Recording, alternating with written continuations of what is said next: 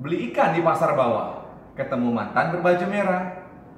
Duhai kamu generasi muda, kobarkan semangat jiwa raga. Hai semua, apa kabar? Semoga kalian dalam kondisi yang baik-baik saja. Oke, tanpa membuang waktu lagi, langsung saja kita mulai pertemuan kita hari ini. Baik, di pertemuan kali ini kita akan berbicara mengenai pembagian ilmu ekonomi. Nah, pembagian ilmu ekonomi itu terbagi atas 3, yaitu ilmu deskriptif, ilmu teori, dan ilmu terapan. Di mana ilmu teori itu terdiri atas ekonomi makro dan ekonomi mikro. Oke, kita akan mulai dari ilmu ekonomi yang deskriptif. Nah, apa itu? Yaitu ilmu yang memberikan deskripsi terhadap data-data yang menggambarkan berbagai kenyataan serta fenomena yang terjadi dalam kegiatan perekonomian. Nah, seperti fakta yang terjadi gitu. Misalkan di tahun 1998 terjadi krisis moneter di Indonesia. Nah, kemudian saat ini juga terjadi namanya virus corona yang itu sangat mempengaruhi sekali dengan kegiatan ekonomi yang ada di Indonesia, bahkan di dunia. Nah, itu dia. Oke. Selanjutnya, ilmu ekonomi teori.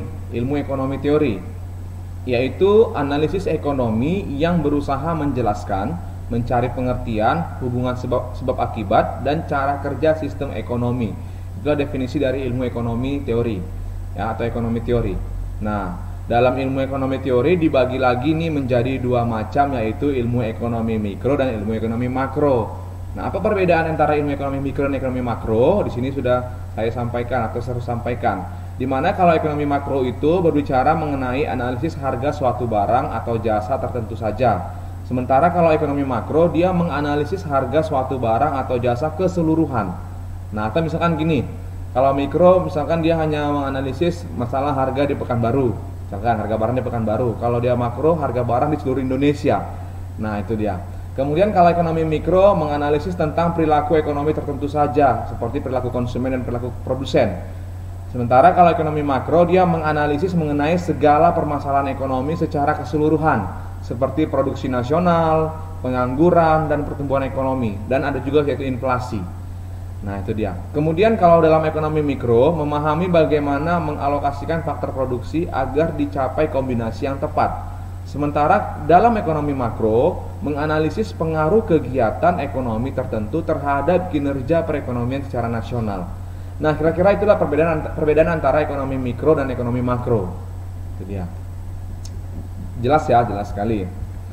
Oke, selanjutnya yang terakhir itu adalah ilmu ekonomi terapan. Ilmu ekonomi terapan itu adalah analisis ekonomi teori untuk merumuskan kebijakan-kebijakan dan pedoman yang tepat untuk menangani masalah ekonomi tertentu. Jadi, ilmu ekonomi terapan lebih bersifat praktis dengan menerapkan pengertian ekonomi pada bidang-bidang atau masalah-masalah tertentu. Contohnya yaitu ekonomi di perusahaan, ekonomi moneter, ekonomi perbankan, dan sebagainya. Nah, itulah dia tadi pembagian dari ilmu ekonomi. Ada ilmu ekonomi deskriptif, ada ilmu ekonomi teori, dan ada ilmu ekonomi terapan.